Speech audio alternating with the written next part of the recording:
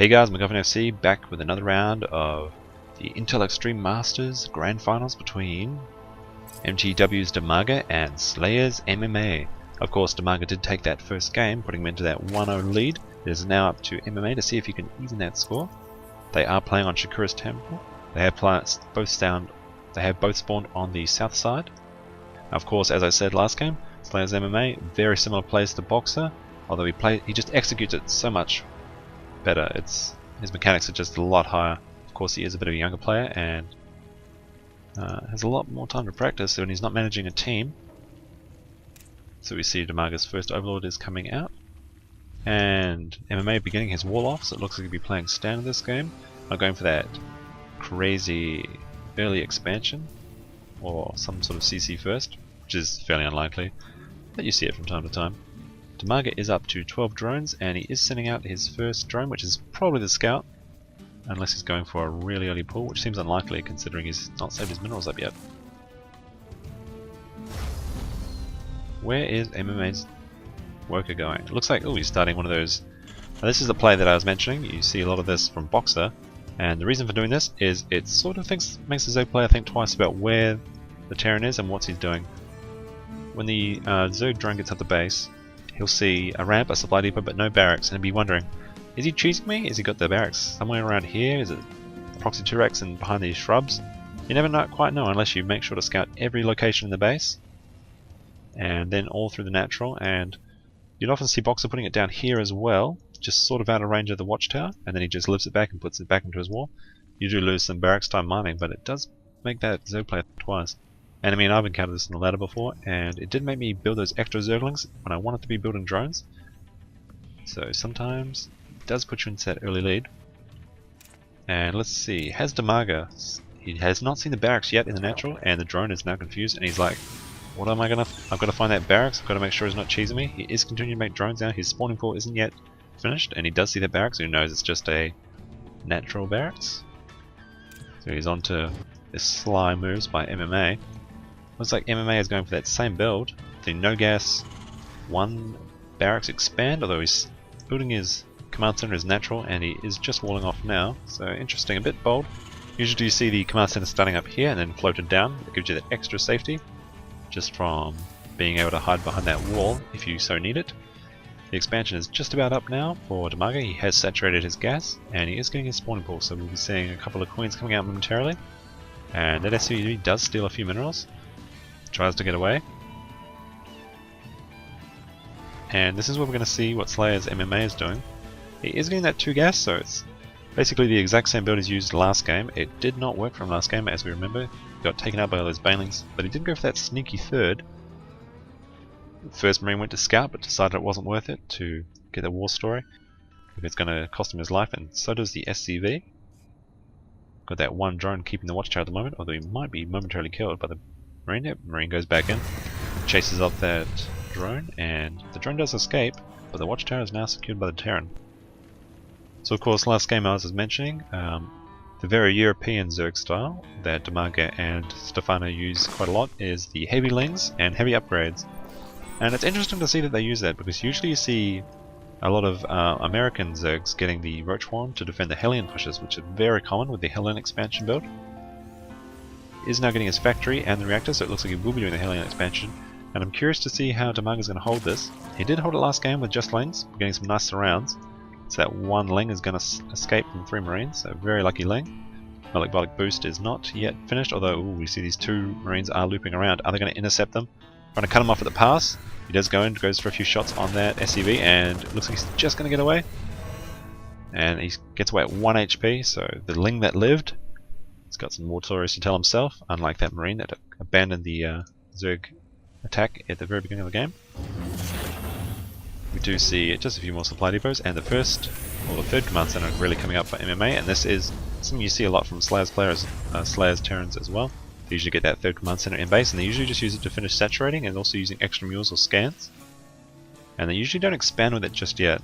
They might use it later, or they usually get the planetary for the 3rd. Although we do see Dimaga getting his 3rd up in response to MMA's expansion. We also have some speedlings taking the map, and they maybe want to just hide in this shrub area and try and ambush any Hellions that come out. First two Hellions are out. And remember, last game MMA only went out with 2 Hellions. And he did have a few at his base, but he didn't use them all together. So it's a very light Hellion push, and if those Lings get a surround, it is very effective. So is the Lings going to get the surround? And, ooh, nice hits. He takes about 25% off each of them, but it looks like they're going to escape. Of course, those Hellions are quite fast, and they usually get away from the Lings. Warded off by that bunker, and they do have to retreat. Unfortunately for Dimaga, no kills. His Lings get softened up a bit. He is getting that macro hatch that he gets around 50 supply, even when he's getting his third. So 4 early hatcheries, a lot of larvae. That's what you need to support a Ling star. And here comes the Ling again. Looks like they're going to play a bit of dancing in and out with the watchtowers with these Hellions. Of course, they are quite weak now, so they're going to have to return to base. Nice creep spread starting from the Dimaga, but there's 3 creep tumors. So we can spread it out quick. And you want to spread it out quick because the Terran will come in at a point and start to scan and take out creep tumors. If you've got it further, then they can only scan so far. But we do see Cloak and Banshees coming up for MMA, so a bit of a different style this game. He is going for that Banshee opening, and we might get this around here. It looks like the Hellions are going to get taken out. 1, 2 goes down, and the Lings are forced to retreat. They're not on creep anymore, and they sort of need that creep bonus to catch up with these Hellions, because the Hellions are so quick. The question remains though, how much damage will SlayerSMMA do with these 2 Banshees? He does have Cloak. The Zerg player does have that double Evo chamber he gets just to get those double upgrades going. Looks like he's only got a few Queens at his base at the moment. He is getting a Spire, so potentially these Banshees could do quite a lot. Hellions continuing to harass the middle. All the Zerg bases are just about connected with creep, which make the Queens good for going back for those Banshees. Just injecting that extra hatchery, no saturation yet though. And it looks like we've got a lot of Hellions in the field so far. This is a lot more than he built last game. And he is now switching off that starport. Looks like he's going to stop at these Banshees. We do see weapons level 1 coming in for Terran as well. And Dimaga's playing almost exactly the same as last game. He is now getting a Spore up. His Overlords must have seen his Banshees, and how much damage are they going to do? They do have Cloak. There is 2 Queens here, and here comes the Cloak. The Queens are forced to retreat, and MMA is going to get a lot of kills on drones until these they'll get watered away. The Overseer is there, but he did get, well, just 1 at the moment. But these Banshees aren't in the battle yet, folks. They'll be back. They've still got some Cloak, and there's a lot of Zerg area to harass. There's a few Mutalisks coming up, just a few at the moment, to probably just ward away the Banshees. Looks like Dimaga's got a nice spread of his Lings all over his bases, just in case that the Terran comes in with some drops. Do you see those turrets coming up now to defend against Mutalisks? Banshees continuing to harass. And it looks like they're at the 3rd, and it's going to take a long time for those Queens to get back to this base. 1 drone kill goes down, 2, that's going to be 3, 4, and 5 drone kills. And that combined with the Zergling kills and that kill they got there, that puts 1 Banshee up to 6 kills and the other up to 7. So not bad. Usually you see a bit more on those double Banshee kills. Looks like Dimaga held it fairly well. He's a little bit behind on supply, but he should catch up soon. But Blue Flame and Thors are coming out for the Terran player, so this is going to be a mech push with some Banshees it looks like, and that's going to be really deadly. The Zerg player has opted for no Roaches, so he's only have Lings, Banelings and Mutalisks to deal with Thors, Hellions and a couple of Banshees. And with that Infernal Preigniter and the 1+ upgrade, that's going to be really bad for the Zerg player.